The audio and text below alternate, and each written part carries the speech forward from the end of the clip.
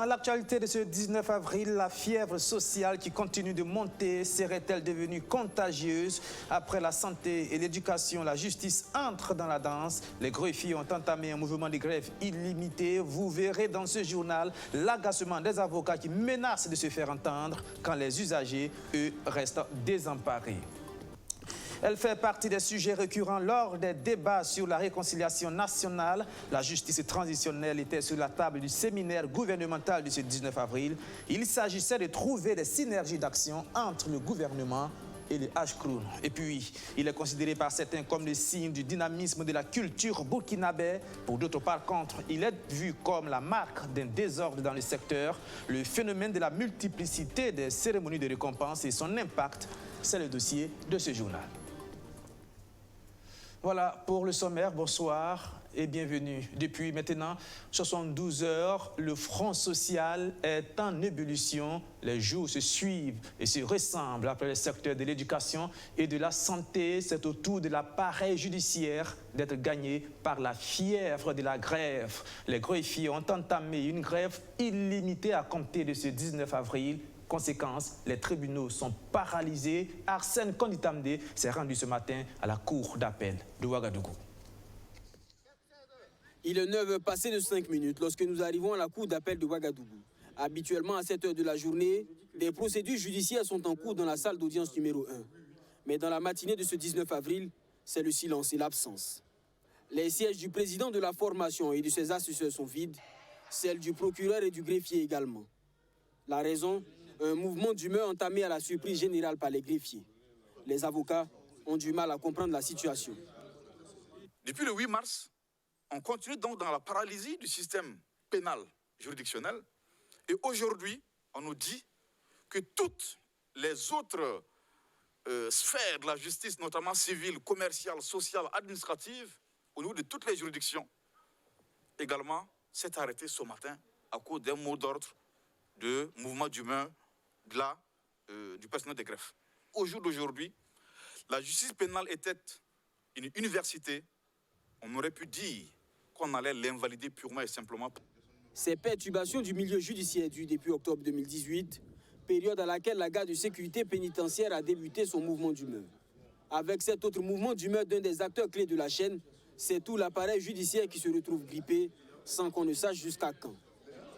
Que ceux qui sont dans les maisons d'arrêt, que ceux qui sont au niveau des polices judiciaires puissent avoir un traitement diligent pour qu'on puisse effectivement, dans un délai raisonnable, dire s'ils sont coupables ou pas, et pouvoir bénéficier de leur liberté. Il y a nos enfants là-bas, il y a nos petits frères là-bas, il y a nos épouses, il y a nos frères, nos sœurs, qui ne sont probablement pas forcément coupables de ce dont on leur accuse.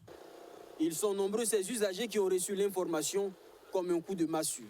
Venu pour faire établir un casier judiciaire de toute urgence, Abdoulaye Zongo va devoir patienter en attendant qu'une solution soit trouvée.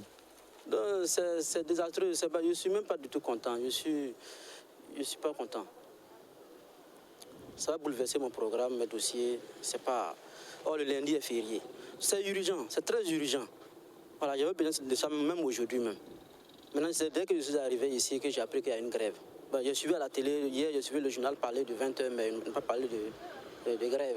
Ils ont parlé de l'éducation nationale et puis au niveau de la santé. Là. Les avocats appellent le gouvernement à réagir afin de remettre en marche l'appareil judiciaire. Si rien n'est fait d'ici quelques temps, les avocats menacent d'organiser des manifestations au niveau du ministère de la Justice et des maisons d'arrêt afin de se faire entendre.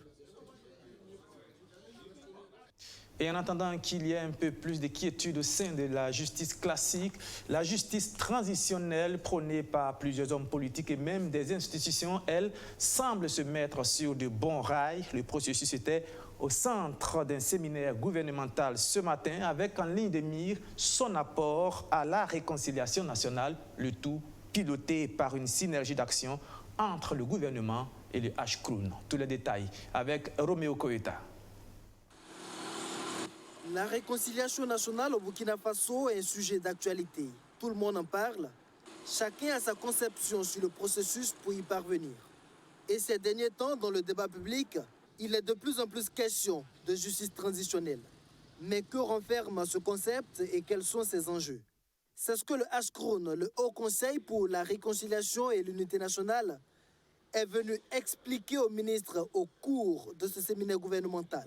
L'idée est de créer une synergie d'action entre l'institution chargée de la réconciliation nationale et le gouvernement et de définir les mécanismes susceptibles de dynamiser le processus de réconciliation nationale. La justice transitionnelle, n'exclut pas la justice classique.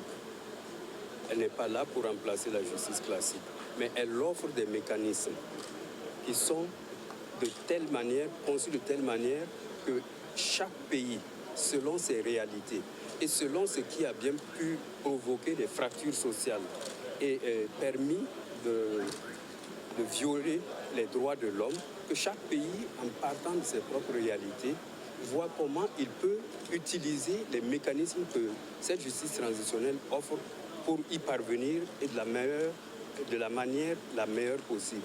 La justice transitionnelle repose sur 4 piliers. D'abord, la manifestation de la vérité, puis la justice et les réparations, et enfin la non-répétition, qui est l'étape des réformes, où l'État met en place des garde-fous pour éviter que pareille situation ne se reproduise. La Tunisie, qui a une expérience en la matière, est venue la partager avec le Burkina Faso.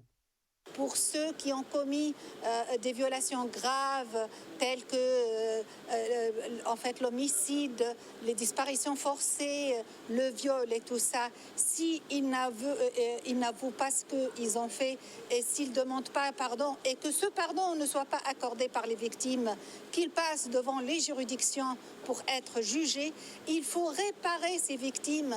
Et même dans le cas où l'État est victime de corruption financière, elle doit être réparée par ces personnes corrompues et il faut réformer et surtout réformer nos institutions, vos institutions. Le rôle du gouvernement est de mettre en place des mécanismes d'accompagnement du Ashkroun pour lui permettre de réussir sa mission.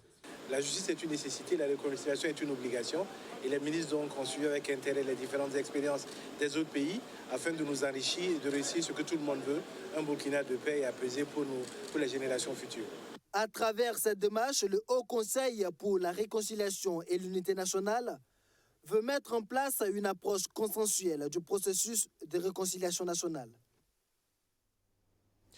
Tout autre chose, le ministre de l'Agriculture dans les régions du Sud-Ouest et des Hauts-Bassins, il est allé visiter des structures agricoles privées et publiques. Objectif, booster les modèles qui piétinent, mais encourager les modèles qui marchent. Tout cela pour l'amélioration de la production agricole dans un contexte marqué par des régimes d'insécurité alimentaire à répétition. Rémi Lambert-Nébier.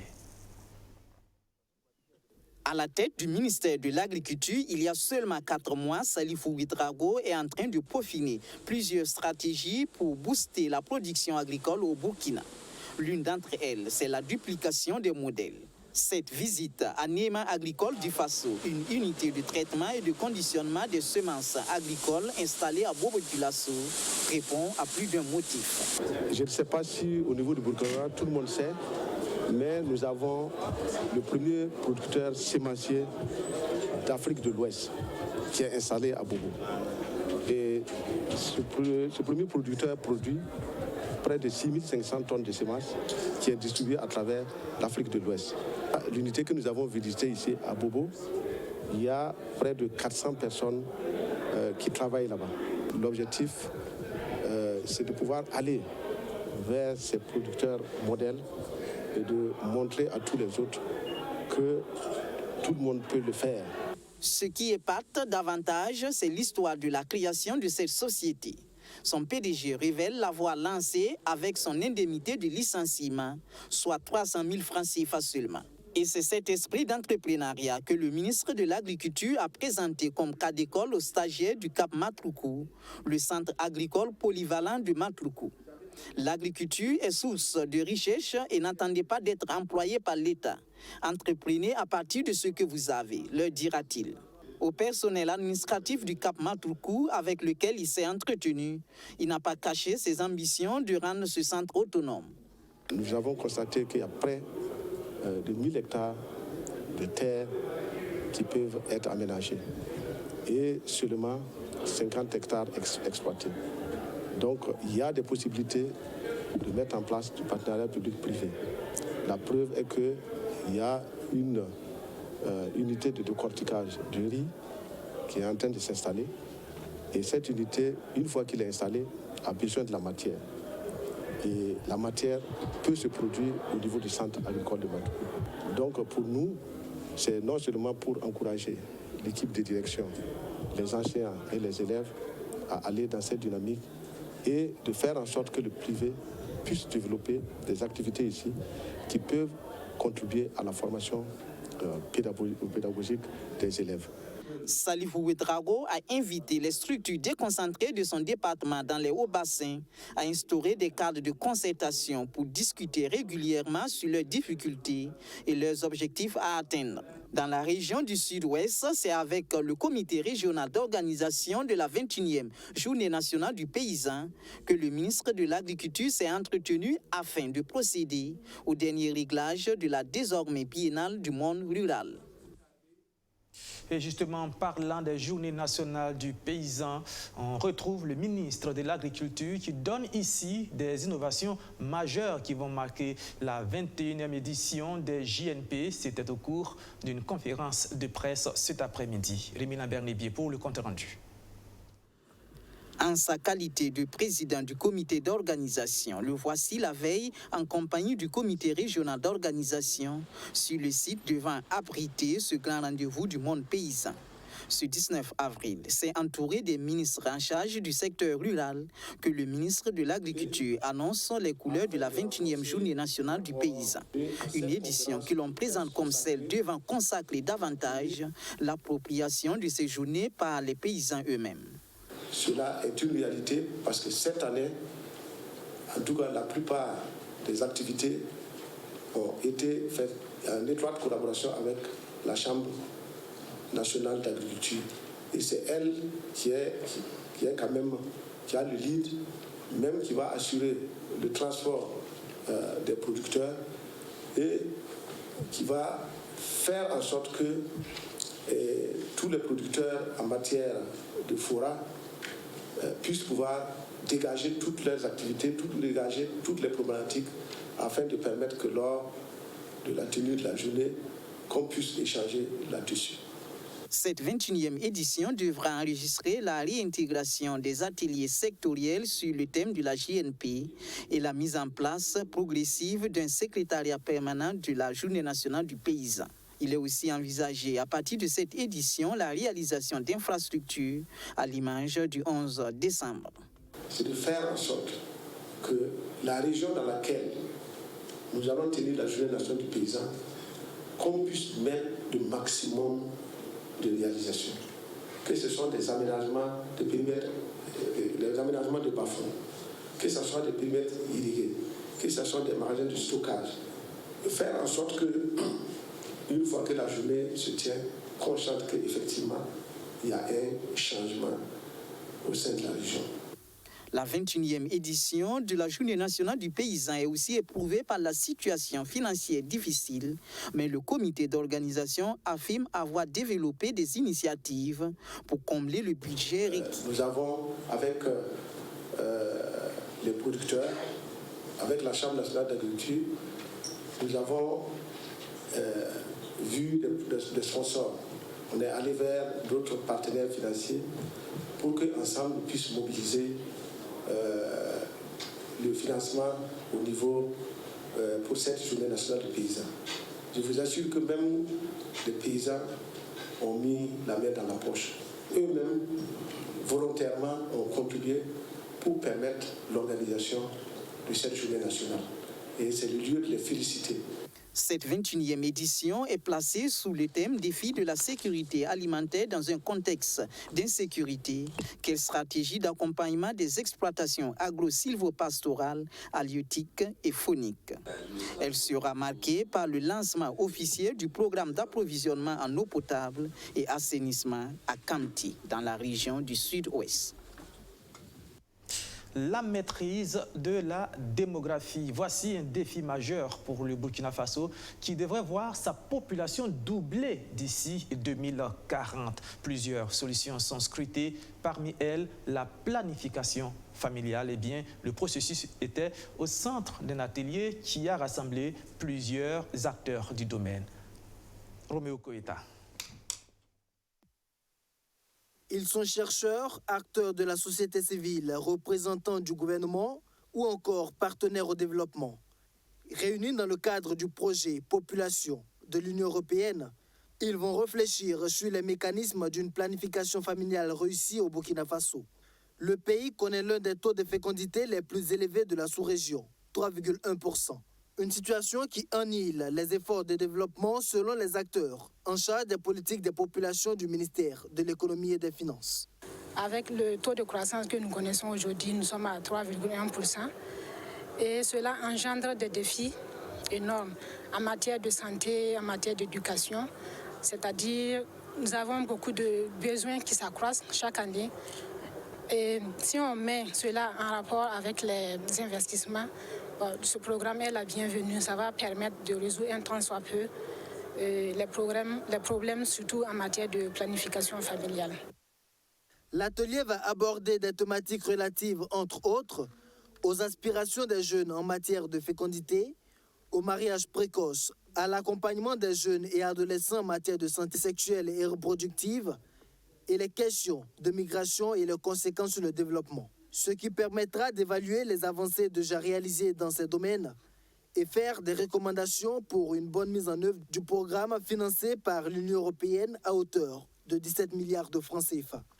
Ce programme Population, c'est un programme qui correspond aux objectifs du gouvernement burkinabé, exprimés au plus haut niveau par le gouvernement et par le président du Faso, pour avoir une politique pro-genre qui permette de favoriser l'égalité pour tous et le développement pour les femmes et les hommes de ce pays.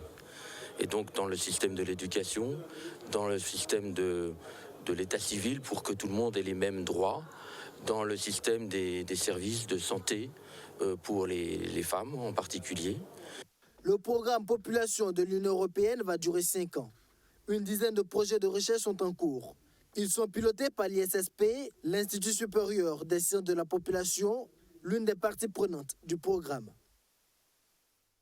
À présent, le dossier de ce journal, et il est consacré à ce phénomène de plus en plus visible dans le secteur de la culture, la multiplicité des cérémonies de récompense, humour, danse, chant, théâtre, musique, mots, dans chaque domaine, plusieurs cérémonies de distinction, un foisonnement qui conduit parfois à une véritable cacophonie. Ce soir, Alfred Thioye revient sur l'impact de cette situation sur le dynamisme de la culture burkinabé. Le monde de la culture au Burkina Faso est en ébullition. Plus d'une semaine ne se passe sans une manifestation culturelle. De la mode à l'humour en passant par la musique, tous les secteurs de la culture connaissent un dynamisme sans précédent. Pour encourager les acteurs et susciter une saine émulation, les cérémonies de récompense se multiplient. L'une des plus prestigieuses, c'est bien les Koundé. À côté des Koundé qui durent plus d'une décennie maintenant et qui récompensent les artistes musiciens, on assiste ces dernières années à d'autres cérémonies. Plus récentes, elles font la part belle aux acteurs de l'ombre. Parmi elles, les 12 personnalités culturelles et les Faso Music Awards. Chaque année, ce sont plusieurs acteurs dans diverses catégories qui voient leur mérite reconnu au cours d'une cérémonie de distinction. De façon générale, ce n'est pas mauvais. Ce n'est pas mauvais pour un pays comme le Burkina Faso, qui est véritablement un pays culturel. S'il y a le FESPACO, qui récompense des acteurs du cinéma, donc il était bon que des privés viennent dans cette dynamique également. Si l'initiative de tous ces promoteurs est à saluer, force est de reconnaître que des insuffisances demeurent, notamment le manque de transparence dans la désignation des lauréats. Si il y a certaines cérémonies qui se distinguent par leur organisation, leur structuration, d'autres par contre, on ne sait pas si ce n'est pas du copinage. On ne sait pas sur quelle base sont choisis les lauréats. On ne sait pas qui peut gagner, comment est-ce que ça se passe. Donc, le X, c'est ça, c'est la crédibilité. Le prix ne valant que par la crédibilité de ceux qui l'attribuent, les promoteurs des cérémonies de récompense sont face à leur destin, se professionnaliser pour accroître leur notoriété ou laisser courir les supputations et par conséquent déchanter. La question de la pérennité de ces cérémonies se pose avec force. Le prix que vous recevez là ne vaut que par la crédibilité de la structure qui vous la remet. Si les prix Nobel aujourd'hui ont une certaine notoriété mondiale, c'est parce que ceux qui forment le prix Nobel, les critères de sélection, ceux qui sont à l'intérieur, le collège des sages, je peux m'exprimer ainsi, ou les jurys qui sont à l'intérieur sont sérieux et eux-mêmes ils connaissent. Il y a d'autres événements, vous ne savez même pas sur quelle base. On vous prend? Non. On vous donne le trophée, on dit que vous allez prendre 100 000 francs, vous allez prendre 1 million, c'est fini, on ne vous donne pas. Vous voyez que ce n'est pas crédible. Bien que relevant du domaine du privé, des voix s'élèvent de plus en plus pour exiger du ministère de la Culture un recadrage, et ce, en tant que partenaire de ces cérémonies. Le ministère de la Culture a un droit de regard aujourd'hui sur ces activités culturelles. Parce qu'il arrive que les cérémonies soient accompagnées par le ministère. Si le ministère accompagne, ça veut dire que le ministère donne son onction, sa bénédiction. Alors, sa crédibilité. Sa crédibilité.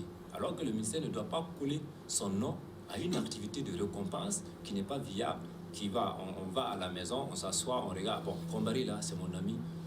Allez, cette année, c'est lui le meilleur journaliste culturel. Lui là, par contre, il m'a mal salué. Non. Vous avez l'impression que c'est comme ça que les choses se passent? J'ai l'impression que c'est comme ça, qu'il m'excuse. En tout cas, certains événements sont comme ça. Reconnaître les mérites des acteurs culturels, leur décerner des prix pour susciter de l'émulation et partant tirer vers le haut les productions artistiques, des objectifs nobles qui méritent d'être encouragés et salués à leur juste valeur. Mais le nombre grandissant des cérémonies du genre laisse incrédules certains observateurs quant à l'intention même des promoteurs. Le défi pour eux serait de gagner la confiance des acteurs culturels et pas seulement. La problématique du financement des activités réside peut-être dans la confiance des mécènes vis-à-vis des promoteurs. Cela fait maintenant 2 ans que la radio rurale a signé son retour sur les ondes burkinabè. 2 ans qui ont été célébrés ce 19 avril. L'occasion pour faire le bilan de son fonctionnement à tout point de vue. Sandrine Zougouri. Le ministre de la Communication, Rémi Fulgence Danjunou, et le ministre en charge des ressources animales, Soumanogo Koutou, en direct sur les ondes de la radio rurale 90.3. En langue nationale djoula et moré, ces 2 ministres saluent les efforts des agents de cette boîte qui, depuis la réouverture de la radio en 2017, se battent pour le développement du monde rural, avec des émissions telles que Burkina Variété, Rormik Sonsga Pamiodo,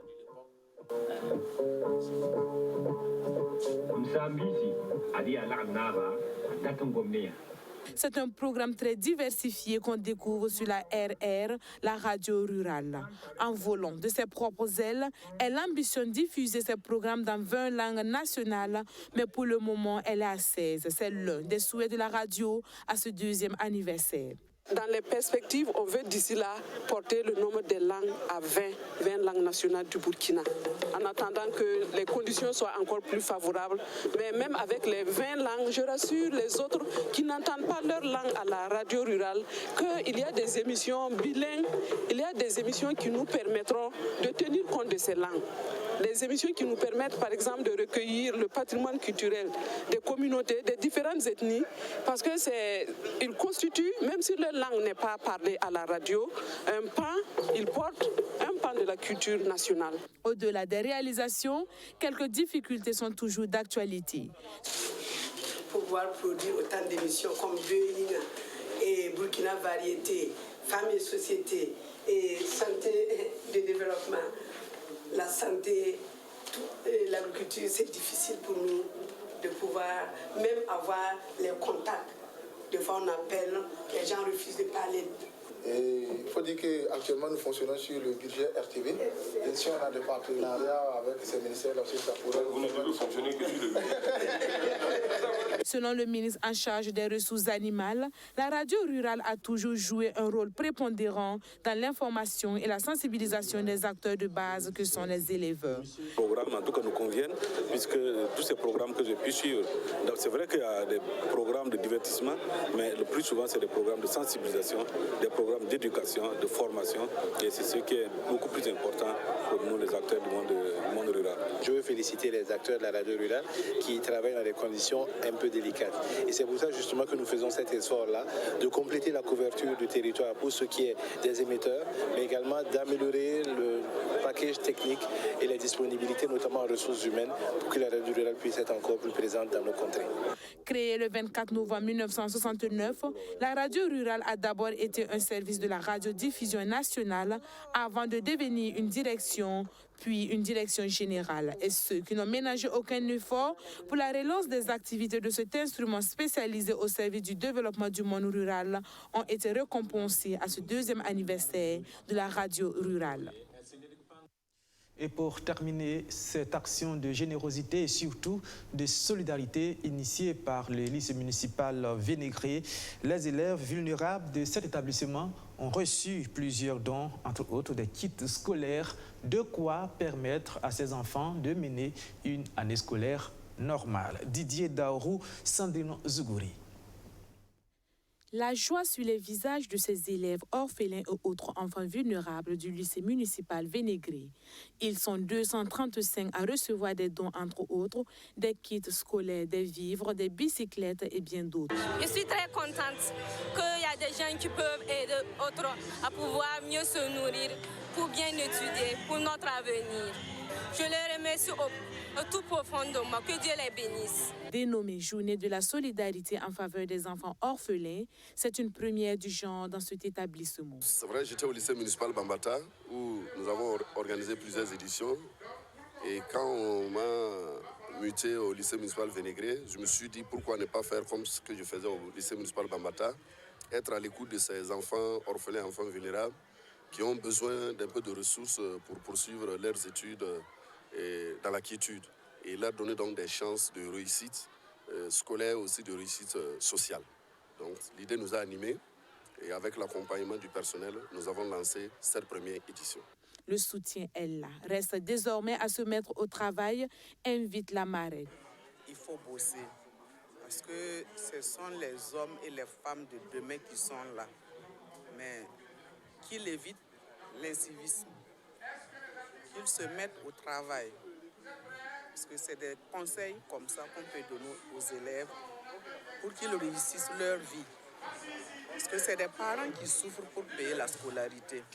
Donc si un élève vient à l'école et il ne veut rien faire, vous voyez ce que ça fait dans la famille. Il y a des parents qui s'endettent pourvu que l'enfant puisse aller à l'école. Donc le conseil aux côtés des élèves, c'est de les aider vraiment à bien travailler à l'école, réussir leur vie, réussir leur carrière scolaire et être des hommes ou des femmes de demain pour la relève, quoi. Cette journée a été rendue possible grâce au soutien de bonnes volontés qui ont fait parler leur cœur afin de redonner le sourire à ces élèves. Voilà, et c'est la fin de ce journal. Merci de l'avoir suivi et merci de votre fidélité durant tous ces jours que j'ai passés avec vous. Demain, vous le trouverez au Benguebré pour le 19h30. Merci de votre fidélité encore une fois.